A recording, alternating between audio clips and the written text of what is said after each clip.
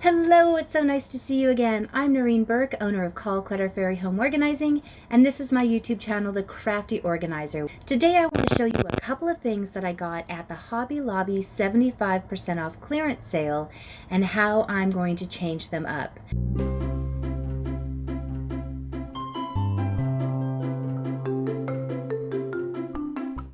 So here's what I got at Hobby Lobby.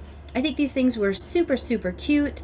I already knew a couple of projects I wanted to do with them, but I love walking around Hobby Lobby and getting inspiration. So I'll see an item that I really like, and it's usually the price tag that makes me pause and go, can I come up with a way to make the same or similar thing for much less?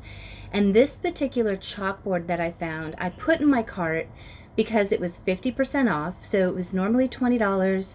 I thought $10 isn't such a bad price, but then I remembered all of the frames they had over in the clearance section for 75% off, and I thought, let me just go take a look. Oftentimes it's the project and the process of making it that I find totally enjoyable.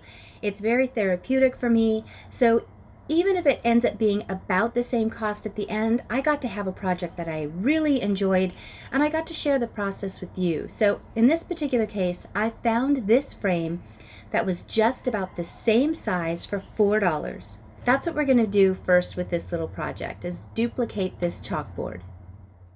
There is something about chalkboards and countdown calendars that I can't help myself. I want them all. At Christmas time, anytime I come across an advent calendar, I don't know why, but I want it. So I'm going to go ahead and take the little price tag off here. I already like the color of the frame. I'm not going to change that. I just want this to be the chalkboard. You could do so many other things with this if you wanted to do something like I did with my calendar, where you cover this with a paper and then just have little hooks for a countdown. I like changing it up, so I want to do a chalkboard with some sort of cute little frame around it so that I can always change out the middle and probably have this in my coffee bar area. So I'm going to go ahead and paint this with my chalkboard paint. This can has lasted me a long time. I painted my coffee bar area with this. I did that little sign. I've done a couple of other really small projects with it, and now I think I'm only halfway through. So I've gotten a lot of use out of this paint because it covers pretty well. Because I do like the wood and I don't want to have to repaint that or stain it, I am going to go ahead and just tape this off so that I'm saving myself a step later. A trick I use when I am taping something off is I will set the tape down sticky side up, and I will slide it all the way up against the edge until it can't move anymore, and then I lift it up and tack it in. And that seems to get a really nice close edge without me having to fight with it. Leave me a comment below though about how you tape things off and what tricks you have. I'm always interested to learn what techniques you have that will make things easier. All right, I've got a pretty good square on that now. If I have any gaps, I can go ahead and touch them up at the very end, but now I can go ahead and paint this with the chalk paint. Now, something I do whenever I'm using the chalk paint is I will set it outside in the sun because that seems to cure it and speed up the drawing process so much. So let me go get my good paintbrush.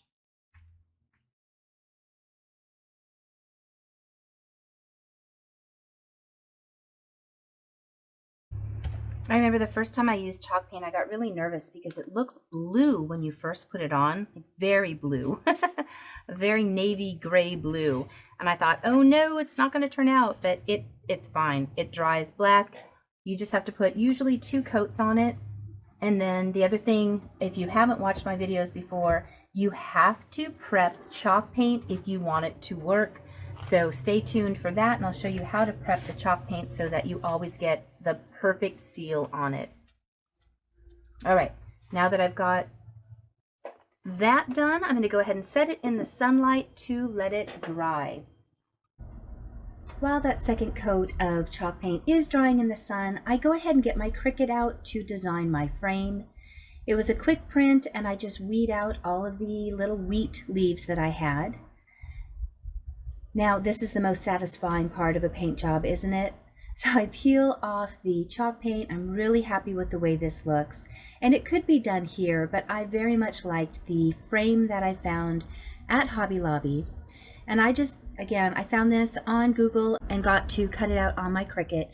Now, I know a lot of you don't have access to a Cricut or a Silhouette, but I feel like these are pretty easy to find on Etsy, and they're usually only a couple of dollars. And I mean like $1.99, $2.99 for something like this. So if you're interested, go ahead and check that out.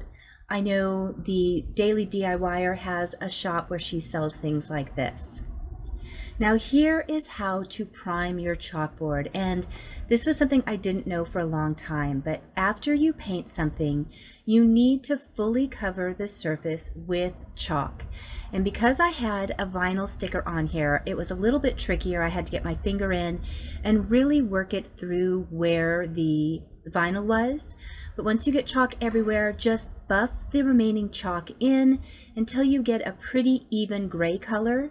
And then it is ready to use and write on, and it will easily erase off. If you don't prime it first, the very first time you write something on there, you'll have a ghost image of what you wrote forever. So prime it first, and you'll always have a wonderful chalkboard that you can easily erase when you're done and reuse without having that ghost effect. So here's what the original looked like, and here's mine, and I'm really happy with it. I'm so glad that I didn't buy that one. I much more enjoyed making my own and putting my own personal spin on it and getting to share it with you. And then here it is hanging just outside of my coffee area. I cannot wait to start designing this for fall, which will be in just a few weeks. The next project I was excited about doing wasn't anything that I had in mind ahead of time, but when I saw it, it was such a cute sign, and the saying had nothing to do with anything I would enjoy, but it was made out of metal. And it had these little tabs on the back, which means it's super easy to pop this metal sheet out and I can cover it. But because I can cover it, it means I can also flip it and have a dual purpose. So I'm going to make a little tiny magnet board for my office, but then I'm also going to do the other side with a holiday theme that I can take on and off so that I can upgrade it for each season. So that's the second project we're going to do. And this was 75% off, so I got this for $3.50. And again, what I really liked about it was that it had these metal tabs on the inside, meaning that I can easily bend them up and pop this little metal sign out. And what I thought I would do with this is make it a little magnetic board. But the thing that sold me on it after seeing that magnetic board was I loved this little trim around it. And my immediate thought was something cute for Christmas. So I'm just going to gently fold these tabs out. And again, they are soft metal, which I checked for before I bought it. For now, because I don't know what theme I want to do for the holidays, I'm just going to work on the printed side. And that way, once I decide what my holiday theme is going to be this year, I'll have this big blank side open. And they did a nice job. It's screened on with paint. I could spray paint this, I could chalkboard paint it. If I were to spray paint it, there would be a little bit of the visual from where the paint is layered over it. I'm not really so worried about that. I would just sand it lightly if you do find one of these at your Hobby Lobby so you don't see the imprint on here from where they painted it. I am just going to be using simple contact paper, but you could easily also use your favorite wrapping paper, scrapbook paper, and the nice thing about that is you could always change it up as you want to. But for my little office, this is going to be one of the easiest crafts ever. I am literally just going to line it up, cut it out, and then have magnets right on top of it to get started.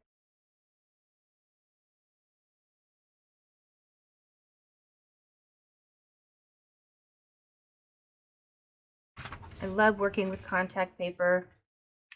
It's always such an easy upgrade to a project.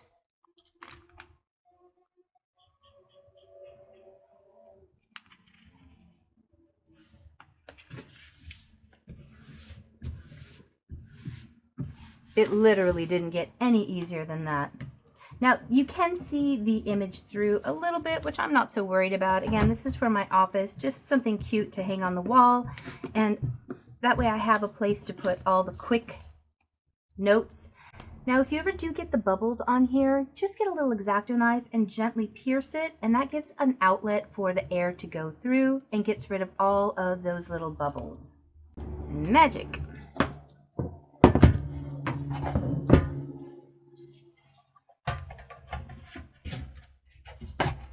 Bend those right back into place.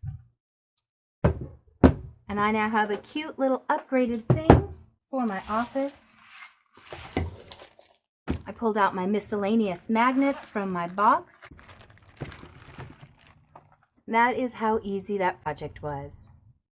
And like I said, once I decide what type of theme I want for Christmas time, I will most definitely be doing something on the back side, probably involving a countdown calendar, because I love, love, love, love Advent calendars.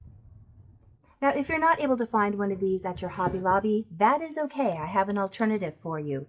Go to your dollar store, get one of their little cookie sheets, and you can still cover this with contact paper, paint it, use your scrapbook paper, and decorate it the same way, and use it as a little magnetic board. Thank you so much for watching. I hope you enjoyed today's video. If you did, be sure to give it a like. Also leave me a comment about which of these you might try on your own. Also, a huge thank you to my Patreon supporters who are making it possible for me to do the free virtual organizing for some of you viewers. And if you're interested in that, make sure you're subscribed so that when I announce the next block of free organizing, you get an opportunity to apply for that. See you in a few days. Bye.